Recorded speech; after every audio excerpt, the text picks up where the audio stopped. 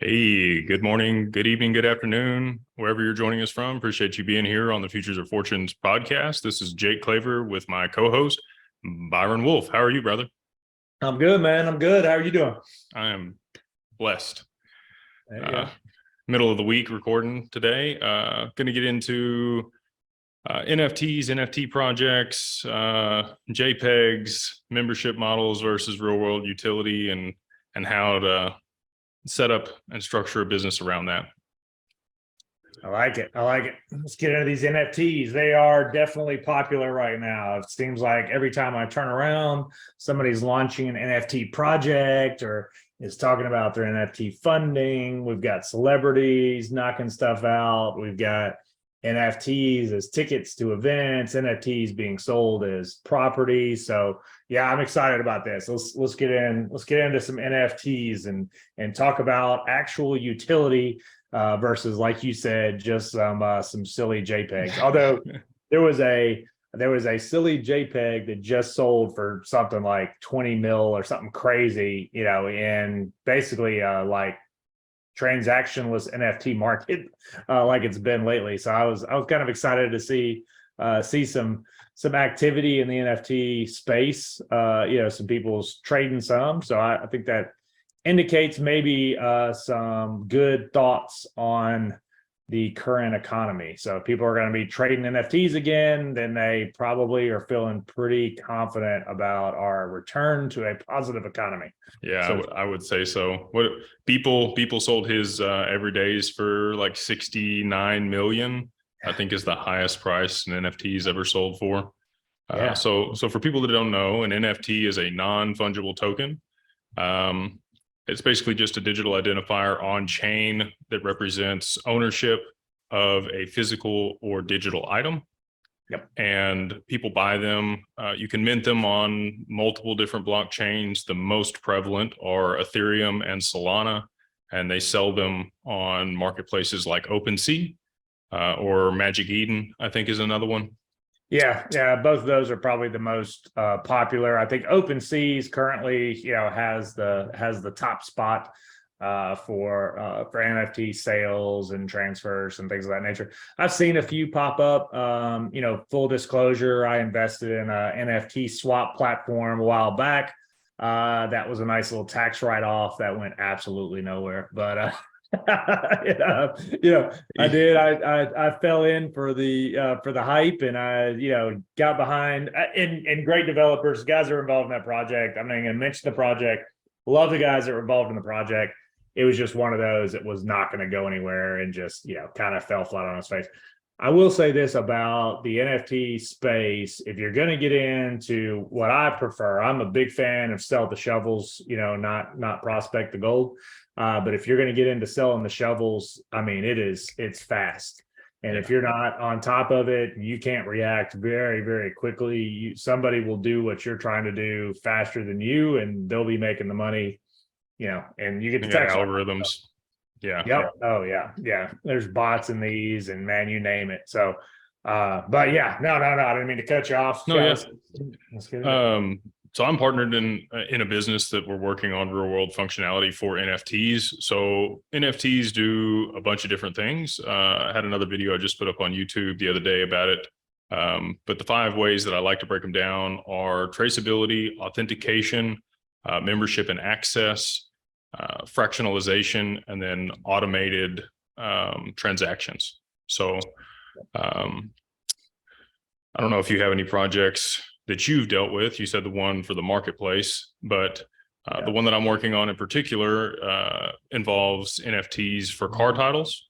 Yeah, and we're building the back end for that. We almost have that process completely patented. We'll be bringing it to market toward the end of this year. So excited about that. That's a real world application. It's not just these JPEGs that people are minting a digital identifier against. There is artwork though. So like I said, Beeple sold his everydays for $69 million. And that was 10 years worth of artwork every single day that he minted in one piece. And artwork is also super unregulated along with wine. So These could be drug transactions. I'm not saying they are. And I'll go ahead and just put the disclaimer in right here. None of what we say on the show today is legal or financial or tax advice. It's for educational entertainment purposes only. And if you want to make any of those decisions, you should consult a professional that you trust to do so, like your attorney, your CPA, or your financial advisor. 100%.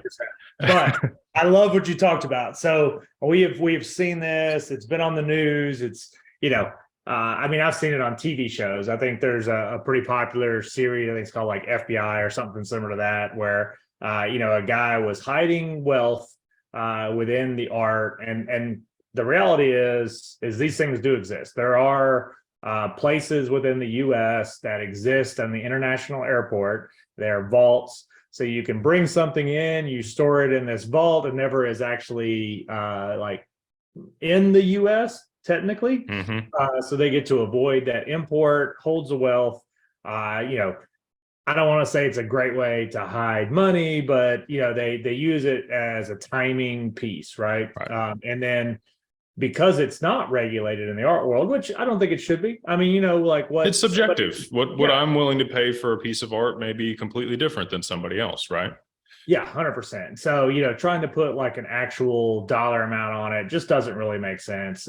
Which is why, the IRS has so much difficulty with the NFT, because it is in that, piece, right?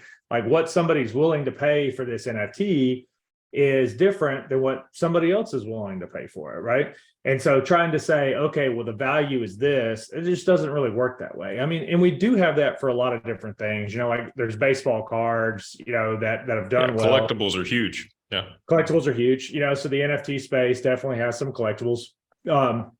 But there's a general valuation on a lot of those. And so, and a big part of that is, for insurance purposes, you want to insure what it is. Like, if you're insuring a first edition, Babe Ruth card, like, that card may have cost, half a penny in a pack of baseball cards back then, right? Definitely not worth half a penny. So having that and having that justification, they do it with jewelry, things of that nature. But the NFTs is really different because it's a new thing, right? And so it's really hard to say, okay, here's the value. So I think we'll eventually find that will be a niche that will play out, and somebody will say, hey, the NFT is worth this. The beauty of it is your NFT doesn't get lost in a house fire, right? It's digital. Yeah. It lives on the block. So, it's not something that's going to get destroyed. Can it get hacked and stolen? I mean, yeah. There's been people that have done it. It happens. Right? We talked about FTX, I think last week, and they came in, hacked it, allegedly. I don't know what the legal term is, but they came in the back door. Whoever let them in, or what happened. However it happened, got stolen. So there's a few places that offer the service for this. So for like high-end pieces like that you're talking about, they're a centralized custodian. One of those places is Liquid Marketplace. And so one of the other components of an NFT is it allows fractionalization of a product or service or digital good. And so, so if say you had a Michael Jordan card and you bought it for $2 million, you might be able to list it with one of these custodians, and they could sell 100 fractionalized pieces of that NFT or ownership to that card for $30,000 a piece. And then that would move the value up to $3 million, right? And then people can trade in and out of these things, buy and sell them. They could appreciate in value or go down in value, like many have at this point. I got a bunch of them in the wallet that are not worth a whole lot of nothing right now. But hey, hopes are high. Let's see what happens. There's a great piece of NFTs that I don't think I talked about in that other video that's involved in foundational work or charities. And so you can automate the payments like I talked about before. And in that situation, there's no commingling of funds. So when somebody purchases the product or service from you as an NFT, the portion of the funds that's supposed to be allocated to the charity or foundation is automatically distributed to their wallet and doesn't go to yours like it would a bank account, right? Traditionally, they would pay you, and then you would have to then pay the charity that it was supposed to be invested in. But with this, the IRS loves this because it's auditable, very easily auditable. each transaction goes exactly where it's supposed to. So Yeah, and then like in the beauty of having the NFTs in the charity space, and full disclosure, my charity Operation Lightshine, who I run with Matt Murphy, and we have a football player that's decently well known, Mr. Tim Tebow. He brought this up last year and said this is something that he was interested in, is having the NFTs in the charity space because they allow like that constant contribution, right? So every time these NFTs change hands, a little piece of that transaction goes back to the issuer or whoever you designate. And so with that in the charity space, not only does that money go to charity, like you said, but then every time that piece changes hands, that charity is going to get that extra little bump because they get that little piece back. So great way to create that recurring revenue, for some of these charities that are out there, that either fund this project or are involved with somebody that funds a project. It's a great way for the developers, the people that are in this space to kind of give back while having some active income going out. So, yeah, I mean, I definitely don't want people to think that I'm dogging on NFTs and saying that they're just a bunch of silly JPEGs. I don't feel that way. There are definitely some silly JPEGs out there, but there's a lot of great utility. You talked about the fractional. There's multiple levels in that fractional. There's also the very specific wording of that in the fractional where people buy a vehicle, and that vehicle has fractional ownership that's represented by the NFT. And so you can buy a Lambo and then 100 people split it. And then everybody has their NFT that represents their 1/100th ownership. And then depending on how it's laid out, you can actually use that vehicle, right? And so that money that kind of is churning within that, changing hands, helps to maintain that. Sometimes there's some fees that are involved in that to make sure you're maintaining that ownership, maintaining the vehicle. But that's a great way to own something, and it's not like buying this fractional piece that dissolves in 5 years. You go buy a yacht membership, or buy a fractional share of a yacht. They generally have very specific terms: 5 to 7 years. It's fully depreciated and it's forced sale. So I don't care what kind of shape it's in. That's the agreement. 5 years, 7 years, whatever it is, we're selling it. You're out of it, right? And so with the NFT, hell, you could realistically own it forever. That Lambo, can't see a Lambo turning into a collectible, but maybe, who knows? Maybe if there's only a few of them minted or not minted, but manufactured, anything that's exclusive becomes collectible over time. And then nobody would collect a Lambo that I drove. I'm just going to put that out there. Ride it hard. It would not be worth collecting at the end of my ownership. And then they're going to phase out cars as they bring in electric, right? So all of these automotives that run on gas, you can have your opinions about that. I'm just telling you what they're saying, right? So we'll see if it actually happens. But if that were the case, imagine how valuable a gas vehicle would be if anything new that you bought was only electric. And people with nostalgia, if they haven't phased out gas stations, they'll want to drive them. But, 100%. And we're headed that way. I mean, Elon just got final approval on his the Tesla semi truck. So I think the first delivery happens into this month or happened last week or something. But those are going out. I mean, you're going to start seeing full electric semi trucks on the road real soon. Crazy. So, yeah, I mean, it's that as the world changed, you're right. Anything that was in the past does become somewhat collectible. And so, as crazy as it sounds, there are NFT collectibles that people are saying, "Hey, this is going to be worth money in the future." So, and I get it; they're brand new. NFTs haven't been around long, but I mean, and the scale of being collectible is different than it was before, right? Like, when we're looking at collectible cars, to me, that's, 1970 going back. Like, I don't really know of anything in the 80s and the 90s that would be considered a collectible. DeLorean, maybe like Back to the Future, or if it was used in a movie as something, I think maybe then. But yeah, outside of that, I would agree, pre-1970s. Well, what is the deal now? It's 20 years makes it a classic, right? Yeah, so 20 or 25, yeah. I think I saw at the car show the other day, like an '01 Mustang. It was a classic. it, it made me feel really old. Yes. But yeah, Oh, man. there's gonna be a lot of different utility that people just don't see because, you know, the JPEGs have been exploited as just a membership model or this artwork online at this point. And it happens this way with everything, right? The newest way normally isn't how things manifest going forward. There's a big tulip bubble that happens. Everything gets overpriced.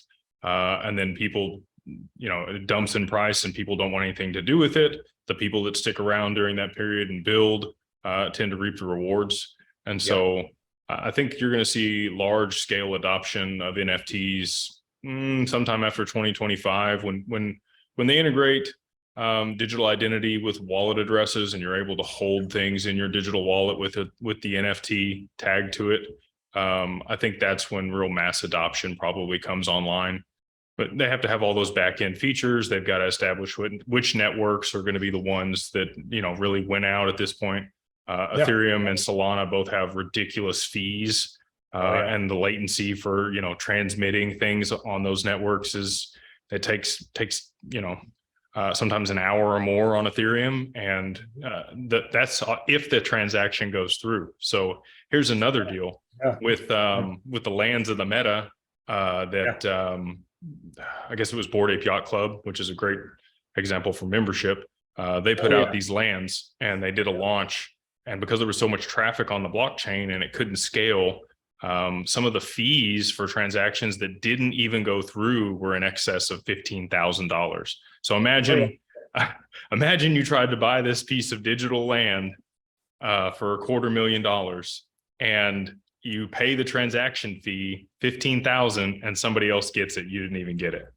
Oh yeah, it happened to me. Oh, did it really? Serious. Oh yeah, dude. I bought like 20, 30. I don't remember how many I supposedly bought of these stupid things, but I kept buying them, gas fee, and then, hey, no, you didn't get it. So all right, cool. Let me get this one, you know, and then bid, get the win. No, that didn't actually happen. I will say this about board, and I'm a huge fan. I do own one.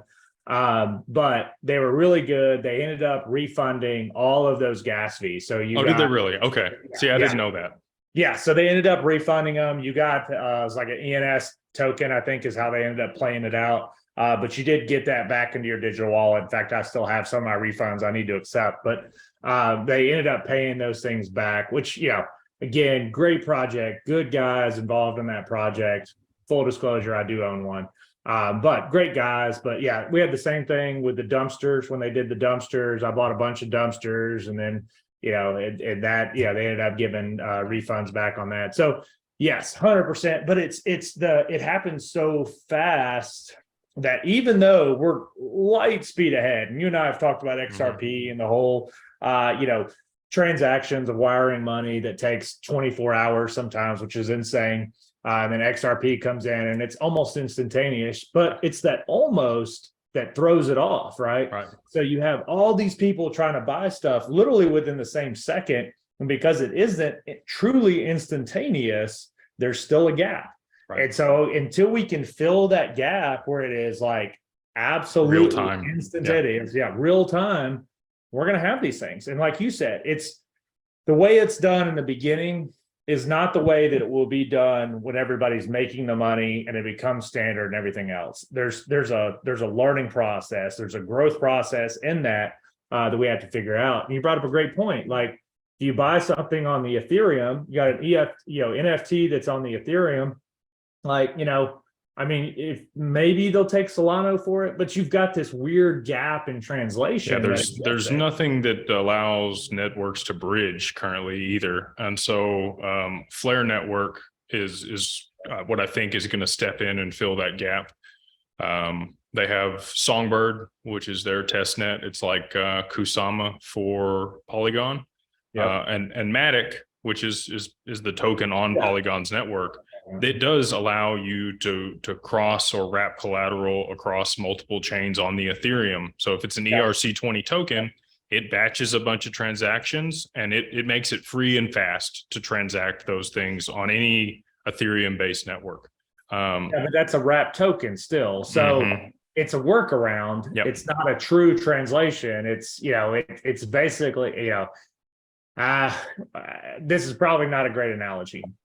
Maybe I'll come up with one while I talk about it, but it's almost like a little bit of an insurance, right? Like, hey, we're going to take this. It's the wrap token, so we're gonna take it, but we're insuring it against this other crypto that we have here. Again, that's a horrible analogy. Well, I've got one. Gotcha. So it's like what the US dollar used to be, right? When we were gold backed, they had gold as the collateral, and they issued you a note that you could redeem that collateral with. That's what a wrap token is. So it's the value of that collateral wrapped, and you get a coupon for it on another network that you could exchange it for. So you could sell it to somebody else, and then they could go exchange that coupon for whatever the original collateral was. Yeah, it's like that coupon book you gave your mom when you were a teenager, 20 back rubs, 30 minutes of cleaning.